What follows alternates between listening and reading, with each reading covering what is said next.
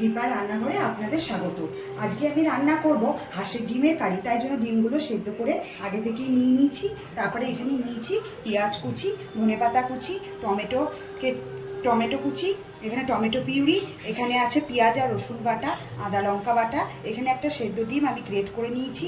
আর মশলা আছে এখানে ধনে গুঁড়ো, জিরের গুঁড়ো, হলুদ গুঁড়ো, লবণ, লঙ্কার গুঁড়ো, গোটা জিরে, শুকনো লঙ্কা। আর কিছু মশলা আমি শুকনো খোলায় ভেজে নেব, তার জন্য নিয়ে নিয়েছি গোলমরিচ, গোটা গোলমরিচ, এখানে আছে দারচিনি, সাজিরে, স্টার অনিয়ন, সাদা মরিচ, লবঙ্গ আর এলাচ। এগুলো আমি শুকনো খোলায় ভেজে রেডি করে নিই। আমি এরকম করে চারিদিকে একটু করে কেটে নেব। ডিমের মধ্যে আমি অল্প লবণ দিয়ে দেবো আর অল্প হলুদ দিয়ে ডিমটা আমি মাখিয়ে নেব।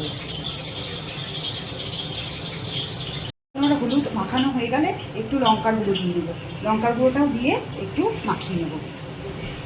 এবার আমি এটাকে তেলের মধ্যে ছাড়বো। তেল গরম হয়ে গেছে, এবার আমি ডিমগুলো ছেড়ে দিচ্ছি।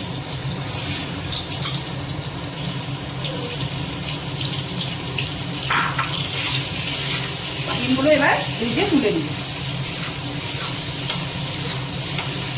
ডিমগুলো ভাজা হয়ে গেছে, এবার তুলে নিচ্ছি।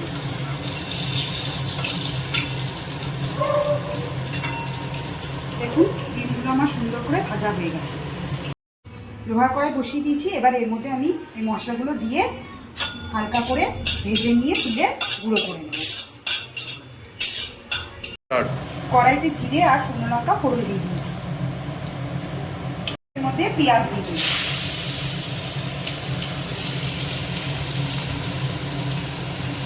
পেঁয়াজটা দিয়ে একটু নেড়ে নিই।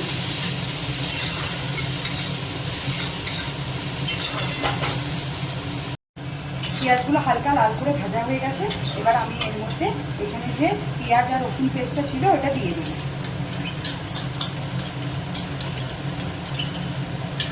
এটা দিয়ে এটাও একটু আমি হালকা করে ভেজে নেব। আমি দেখুন এটা ভাজা ভাজা হয়ে গেছে। এবার এখানে আমি আদা লঙ্কা বাটাটা দিয়ে দেব।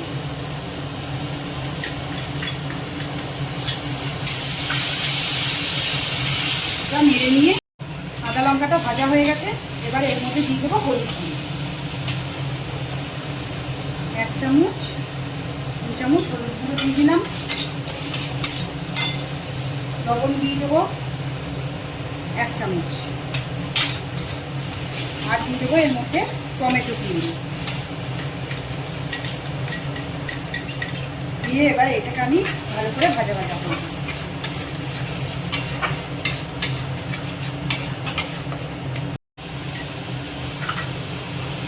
এবার আমি এখানে যে টমেটো কুচিগুলো ছিল ওগুলোও দিয়ে দেব। দিয়ে এবার আবার আমি নেড়ে নেব।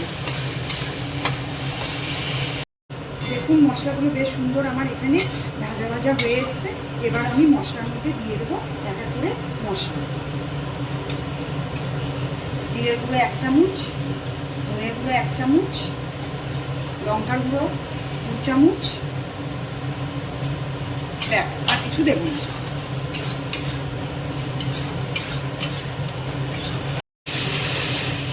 দেখুন মশলাটা কি সুন্দর কষানো হয়েছে।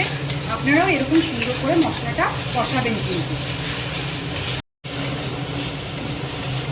দেখুন মশলাটা বেশ সুন্দর কষানো হয়ে গেছে। এবার আমি এখানে যে ভেজে রাখা ডিমগুলো ছিল ওগুলো দিয়ে দেবো। ওইগুলো দিয়ে আমি এর মধ্যে অল্প জল দিয়ে আবার মশলাটা একটু ডিমের সাথে কষিয়ে নেব, যাতে মশলাটা জ্বলে না যায়।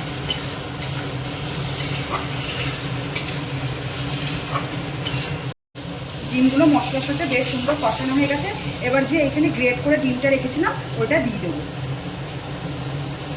দিয়ে আমি হালকাভাবে নেড়ে নেব। নিয়ে আমি এর মধ্যে জল দিয়ে দেবো। অল্প জল দেবো, বেশি জল দেবো না।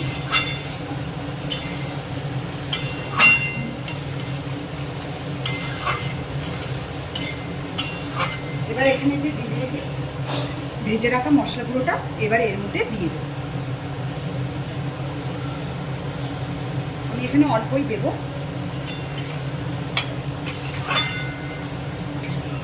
তারপরে আমি লবণ দিয়ে দেবো।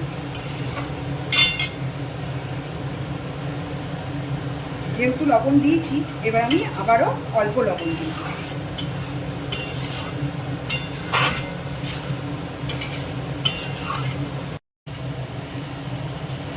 এবার আমি এর মধ্যে দিয়ে দেবো অল্প পরিমাণে ঘি, আর দিয়ে দেবো তার সাথে ধনেপাতা কুচিগুলো যেগুলো করে রেখেছিলাম ওগুলো দিয়ে দেবো।